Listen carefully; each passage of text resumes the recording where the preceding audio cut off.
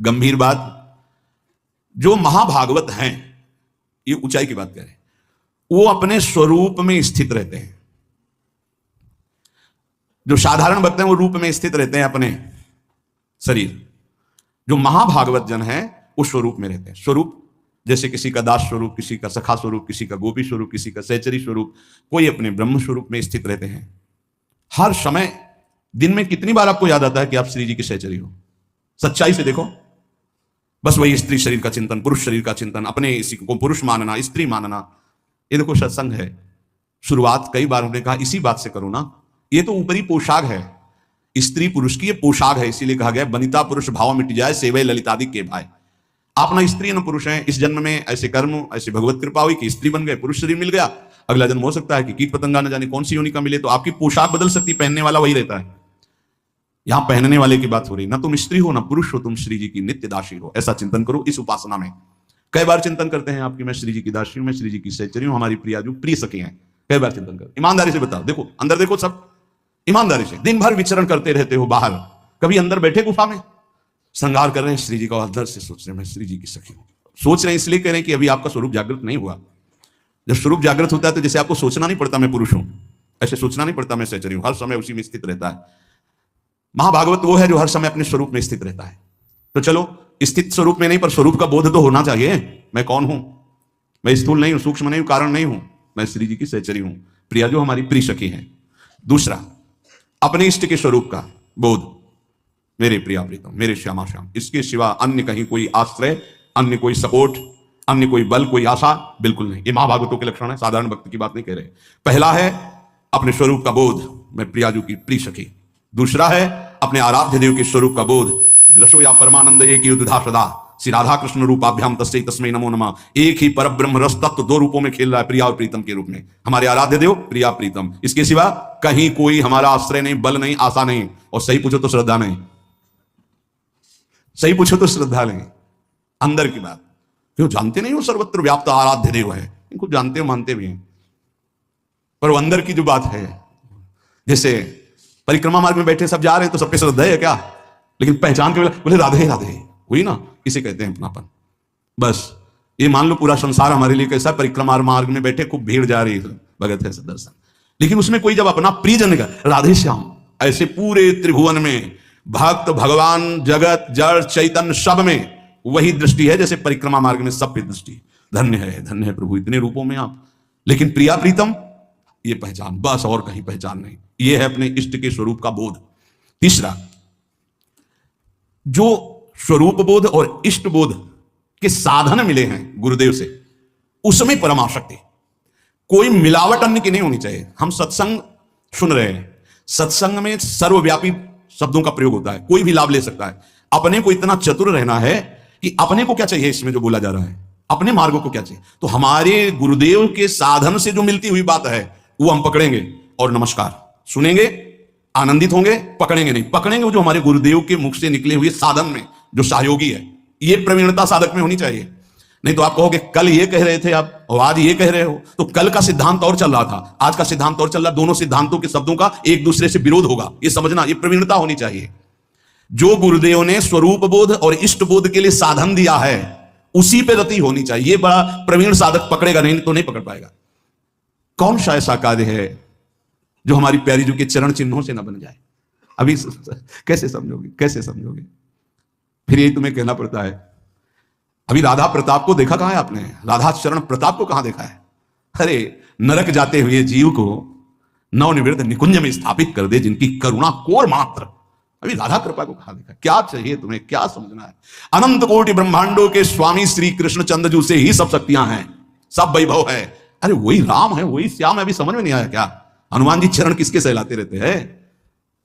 जिनके चरणों को सहलाते रहते हैं वही श्याम सुंदर हैं। हम यहां बंसी पकड़े वहां तारंग हैं, वही तो हैं। और वो जिनके चरण वैसे सहलाते हैं वो प्रिया जो है। कैसे धीरे से बोलना पड़ेगा इसलिए कि सब नहीं समझते हो। श्यामा जो के चरणन की बलिहारी जे हैं बसत, इसीलिए इष्ट बोध होना चाहिए। धनी धनी राधिका के चरण, सखा बोल रहे हैं प्रभु के नित्य सखा। धनी धनी राधिका के चरण, सुभग शीतल अति सुकोमल कमल के से बरन, धनी धनी राधिका के चरण। नख चंद्र चारु अनूप रादित विविध शोभात, कोणित नूपुर कुंज विहरत परम कौतुक करन। नंद सुत मनमोदकारी विरह सागर तरन, दास परमानंद छिन छिन श्याम जिनकी शरण, धन धन राधिका की जन। समझ में नहीं आ रहा? अभी तुम्हें लग रहा है सपोर्ट के लिए कुछ चाहिए? अरे जिनके चरण हनुमान जी सहलाते, उनके चरण चापत चरण मोहन लाल, कुंवरी राधे पलंग पौड़ी सुंदरी नौबाल। कैसे? इष्ट बोध, ये जो पूज्य बाबा ने कहा स्वरूप बोध, स्वरूप बोध में ठसक रहेगी। हम श्री श्यामाजू के बल अभिमानी टेढ़े रहे मोहन रसिया। तो समझ में आया? स्वरूप बोध है, मैं प्रियाजू की नित्य सहचरी हूं, दासी हूं। प्रियाजू जिनकी स्वयं लालजू आराधना करते हैं। रसघन मोहन मूर्तिम विचित्र केलि महोत्सवोल्लसितम, राधाचरण विलोडित रुचि शिखंडम हरिम बंदे। तो उपासक को अपने उपास्य देव की उपासना जो गुरु प्रदत्त है उसी से संबंधित बातें सुननी चाहिए, अन्यथा कान बंद रखना चाहिए, नहीं तो फिर वो दोष जो वो आ जाता है।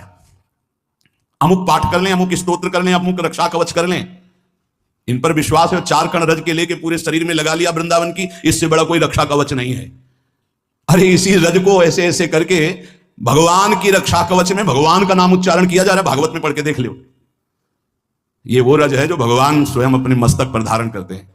नहीं समझ में आया? अनुप्रजा में हम नित्यम पुए त्यंग रेणु भी, और कुछ ना समझ में आवे तो कह रहे भक्त चरण रज लेने के लिए पीछे पीछे डोलता हूं। तो ये तो महाभागवतों की प्रेममयी आंसुओं से भींगी हुई भूमि है, और स्वयं प्रिया चरण रज जान के लुठत रसिक सिरमौर। इसलिए अपनी भजन रस सिद्धांत को समझे, और जब गुरु प्रदत्त ही होना चाहिए। ये महाभागवतों की बात कर रहे हैं, ऐसा नहीं कि कहीं पढ़ लिया आपने कि ये इतने महीने जपने में ये सिद्धि आ जाएगी। भूल मत करना, गुरु प्रदत्त नाम और मंत्र के सिवा कहीं भी हमारी रुचि नहीं रह जानी चाहिए कि थोड़ा 5 माला ये कर लेते हैं कि उससे सपोर्ट हो जाएगा और इससे ये हो जाएगा, और फिर अपना गुरु मंत्र जप लेते हैं। ऐसे आते हैं प्रश्न, वो बाहर के होंगे अपने रसना कटो जो अन्न रटो। गुणानुवाद अपने आराध्य देव का, श्रवण फूटो जो अन्न सुनो। ये महाभागवतों की रस की बात है। भक्ति के विघ्न को बर्दाश्त ना करना, ये भक्त का स्वभाव होना चाहिए। हम लोग बहुत ढीले हैं, भक्ति के विघ्न को हम विघ्न नहीं मानते। कितनी देर से भजन छूटा है तुम्हारा? कितनी देर से तुम प्रभु से विमुख हो उस वस्तु व्यक्ति स्थान के प्रलोभन में? बड़ा विचित्र है। बहुत सावधान, बहुत सावधान। माया की चकाचौंध भुलवा देती है, हरि को चकाचौंध भुलवा देती है। संसार का आकर्षण इतना बड़ा है, यही तो बड़ा विचित्र। और भूले तो भूले तुम जिन भूलो मालाधारी, स्वामी हरदास जी कहते। अरे और तो भूले ही है, तुम क्यों भूलते हो? तुमने तो उनका माला पहन लिया, कंठी पहन ली, उनसे बड़ा कोई है? उनसे बड़ा कोई है? अपने स्वामी से बड़ा कोई नहीं। चर्चा किसकी हम करेंगे? गुणानुवाद किसका करेंगे? अपने प्रभु का। बता रहे हैं विश्व ब्रह्मांड में जितना धन है कुबेर के एक कोने में है, कुबेर के पास जितना खजाना है लक्ष्मी जी के एक चरण चिन्ह के कोने में है। वो लक्ष्मी जी जिनके चरण सहलाती रहती है वो हरि हैं, वो हरि जिनके चरणों में महावर रखते हैं हमारी प्रिया जो है। इसके आगे बोलो, पूर्णता प्रेम की, क्योंकि प्रियाजू कौन है? पूर्ण प्रेम, शांद्र आनंद घन प्रेम मूर्ति किशोरी। अब हम चर्चा किसकी करेंगे? नीचे करेंगे किसी की? अरे सुरपति नरपति लोकपति जिनके भावे घास। समझे में नहीं आ रहा, समझे में नहीं आ रहा। बहुत विचित्र है, बहुत विचित्र, अति विचित्र भगवंत गति। हाथ सामने अनंत ब्रह्मांडों की स्वामी की महिमा, और एक तरफ माया की महिमा। स्वामी को धक्का लगा के बाहर, माया को अंदर। ऐसा प्रभाव माया का है, बड़ा विचित्र। जिस समय सोने की थाल और कटोरी सब लगा के लक्ष्मी जी बूढ़ी के रूप में ना भगत से प्रसाद पे, आप बोले ये जूठे पात्र हम दोबारा नहीं रखते। अरे मैया तू तो रुक, अब यहाँ नारायण बैठे थे, बोले चाहे ये रहते हैं ना साधु बाबा सन्यासी जन, हम वहां टिकते नहीं ज्यादा दिन, तो इसलिए बोले स्वामी जी झोला उठाओ आप अपना चलो। बोले नहीं बेटा हमारी तो इच्छा थी आज रात्रि बोल ना, माता जी रहेंगे। पिताजी को भगा दिया। जो पिताजी गए माता जी अंतर दयाल हो गई, क्योंकि नारायण की भी लौटी के ले सकती। ये खेल है, समझ लो। अच्छे अच्छे नारायण को छोड़ दें, ऐसा है माया का प्रभाव। भक्त भक्ति के विघ्न को बर्दाश्त ना करे, चाहे कोई वस्तु हो, व्यक्ति हो, स्थान कुछ भी हो। जो मेरे प्रभु का विस्मरण करा रहा है, बर्दाश्त नहीं होना चाहिए। लेकिन आप खूब बर्दाश्त कर लेते, चैन से बर्दाश्त कर लेते। नहीं, देख लो अपने लोग कितने प्रमादी हैं कि इस बात से हमें दुख नहीं होता। तद्विस्मरण परम व्याकुलती, आराध्य देव का विस्मरण हो रहा है, मुझे चैन है। बहुत विचित्र बात है। सत्संग छूट गया, तुम्हें बेचैनी नहीं हुई? तुम्हारी दिनचर्या टूट गई, तुम्हें बेचैनी नहीं हुई? तुम्हारा नाम छूट गया, तुम्हें बेचैनी नहीं हुई? नहीं, किसी भी स्थिति में नहीं। विचार करो, पूज्य राधा बाबा के चरित्र में जरा अंदर गांठों से गठिया बात इतना बढ़ा हुआ था कि बाबा एक कदम नहीं चल सकते थे। और गंगा जी की रेती में सत्संग हो रहा था, तो पूज्य बाबा को कौन सा ज्ञान नहीं, आप हमें बताओ। वो प्रार्थना कर रहे थे जो उनकी सेवा में थे कि मुझे वहां तक पहुंचा दो। बोले थक गया हूं, मेरी सामर्थ्य नहीं। बोले पहुंचा दीजिए। बोले चले जाओ ना। बड़ी चूक हो जाती है, जानते हो। जब हम चरित्र पढ़ते हैं महापुरुषों के तब लगता है वो महापुरुष है, जब सेवा में होते ना पास तो नहीं लगता। देखो कैसे उत्तर दे रहे हैं बाबा को, इतना ही प्रिय तो आप चले जाओ, हम तो थक गए हैं। प्रसंग है, पढ़ के देख लेना कि बाबा ने एक बांस उठाया और कहा, क्या तुम जानते हो श्री कृष्ण हमें वहां तक नहीं पहुंचाएंगे? पहुंचाएंगे। और कढ़िलते हुए बांस के सहारे से इतनी दूर तक पहुंचे जहां से सत्संग सुनाई दे रहा था। क्या सत्संग में बाबा को जानना है? सर्वज्ञ महापुरुष हैं, पर है कोई सत्संग की महिमा? क्या हमारे अंदर चुभता है कि आज का सत्संग छूट गया? क्या चुभता है आज का वाणी पाठ छूट गया? अरे जिस सभा में हम बैठकर वाणी गायन हो रहा है उसमें बैठे, प्रियाजू का यश हो रहा है, साधु मंडली में बैठे, इससे बड़ा सौभाग्य क्या? क्या हम जलते हैं कि आज हमारा इतनी देर से भजन छूट गया? क्या हम कभी रोए कि हमारी सेवा छूट गई? प्राणांतक कष्ट हो तो भी सेवा नहीं छूटनी चाहिए। प्राणांतक कष्ट हो, अगर हम शकिल पाते हैं तो शकिल शकिल करके वो सेवा कर देंगे। हमारे गुरुदेव की, इष्ट देव की सेवा, ये केवल प्रवचन ही नहीं, गुरु प्रताप से कह रहा हूं, भक्त को भक्ति के विघ्नों को बर्दाश्त नहीं करना चाहिए। बता देना कि हम आज उठने लायक भी नहीं, पर ये सेवा पहुंचा दो, ये सेवा पहुंच जानी चाहिए, मेरी सेवा नहीं टूटनी चाहिए। ना सेवा में प्रीति होगी, ना नाम छूटने में तुम्हें जलन होगी, ना तुम्हारी पाठ में प्रीति होगी, ना तुम्हारी इष्ट देव की अपनेपन में स्थिति होगी, तो होगा क्या? भक्ति के विघ्न को आप क्यों बर्दाश्त कर लेते हैं? ये बात देख लीजिए। हमें लगता है जितना इष्ट और गुरु का दुलार मिलता है तो हम उसको पहचान नहीं पाते। हमें लगता है संसारिक तौर तरीके से लगता है, हमें नहीं लगता कि हम पर अपार कृपा है।